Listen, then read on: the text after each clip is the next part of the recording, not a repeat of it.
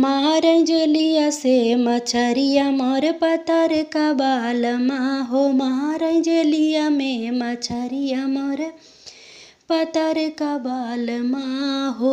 पतर का बालमा मोर संवर का बालमा। मारै जलिया में मछरिया मोर पतर का बालमा। सोने की थाली में जेवना बनावले।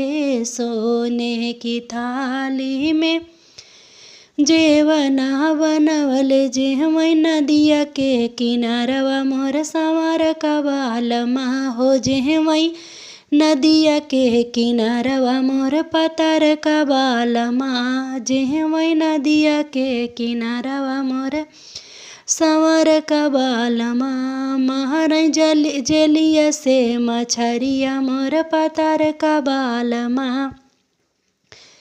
झाझरे गेड़ुआ गंगा ही जुड़ पानिया हो। झाझरे गेड़ुआ गंगा ही जुड़ पनिया। घूटे नदिया के किनारवा मोर पतर का बालमा।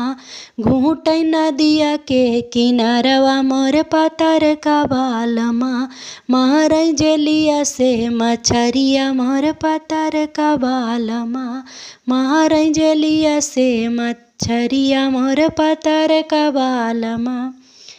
फूलवा ही चुनी चुनी से जिया लगावले। फूलवा ही चुनी चुनी से जिया लगावले। सुतैस नदिया के किनारवा मोर पतर का बालमा। सुतै नदिया के किनारवा मोर संवर का बालमा।